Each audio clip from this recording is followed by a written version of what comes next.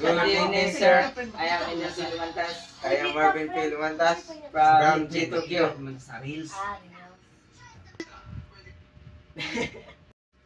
We will be explaining the purpose of shape routine. Okay. Nabibok ka maong. Purpose of shape routine information in ensuring safe and efficient navigation. Shape routine information is a critical element in maritime safety and efficiency.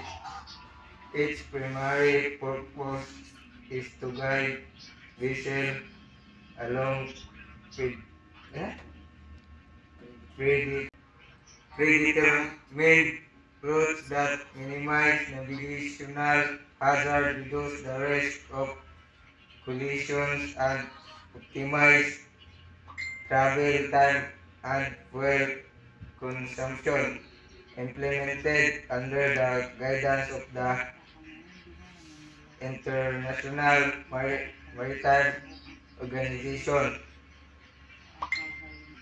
Ship routing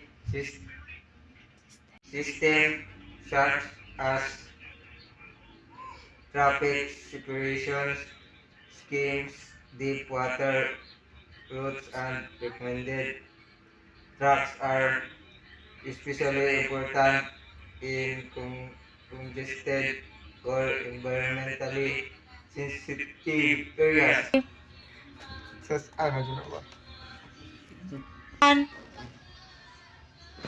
Here are the care.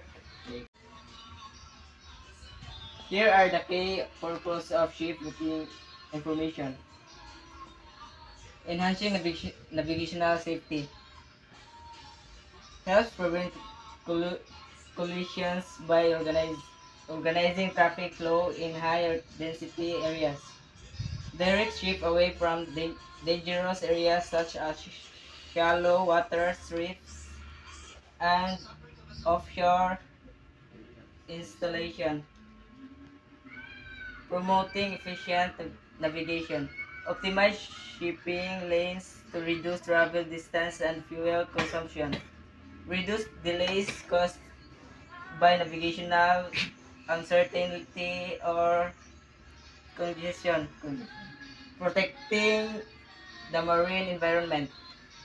Guide ships away from environmentally sensitive areas like marine reserves or coral reefs. Minimize the risk of accidents that could lead to oil spills or hazardous material release. Now.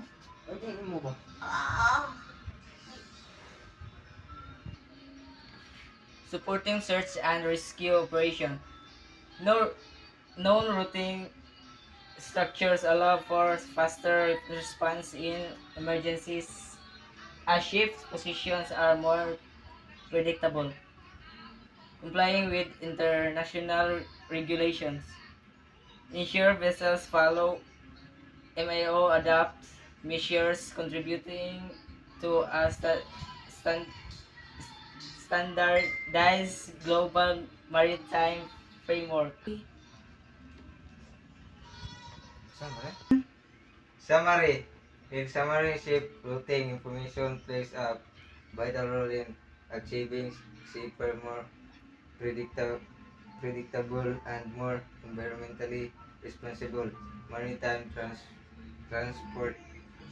It is an essential component of modern marine navigation system and international maritime governance. That's all, and thank you.